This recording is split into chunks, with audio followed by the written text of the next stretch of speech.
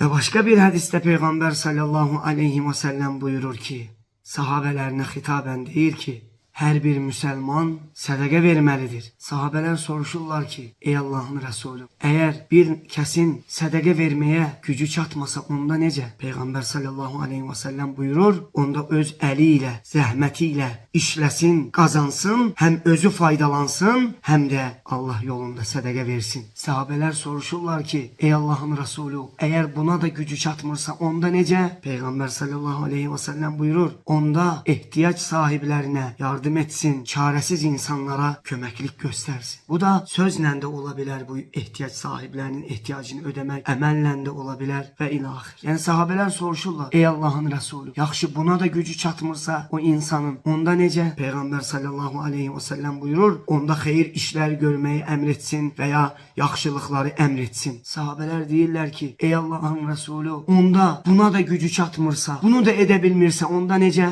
Peygamber sallallahu aleyhi ve sellem buyurur ki, onda pis olan işleri, pislikleri terk etsin, bunda özü için sədaqə kazanır. Allahu Ekber, Allahu Ekber.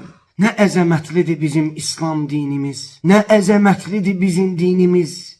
Vallahi İslam dinindən başqa hiçbir dində belə rəhmət, belə şəfqət, belə hörmət yoxdur. Bu hədisdən aydın olur ki, möhtərəm müsəlmanlar, hər bir yaxşı əməl sədaqə sayılır.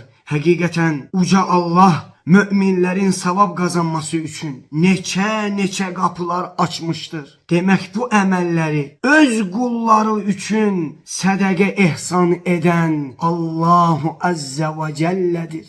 Ve həmçinin hər bir təsbihin, hər bir təkbirin, hər bir təhmidin, hər bir təhlilin sədaqə olduğu bildirilir bu hədisdə. Yəni hər bir təsbih dedikdə Subhanallah demək sədaqədir. Təhmid deyildikdə Elhamdülillah demək sədaqədir. Təkbir deyildikdə Allahu Ekber demək sədaqədir. Təhlil deyildikdə La ilahe illallah demək sədaqədir. Baxın, Allahu Teala bizlərə neçə sədaqə etmək qapısı açmışdır möhtərəm müsəlmanlar. Gəlin bir özümüzə baxaq, özümüzə qayıtaq. Yaxşı, birimizin malı, parası, pulu yoxdur deyə, sədaqə edə bilmirəm deyə özünə bəhanə gətirməsin. Çünki dinimiz bizə neçə sədaqə qapısını açmışdır. Bizlərdən hansımız o sədaqə qapılarını açıb, o sədaqə qapılarından içəri girir və o sədaqələri yerinə yetiririk.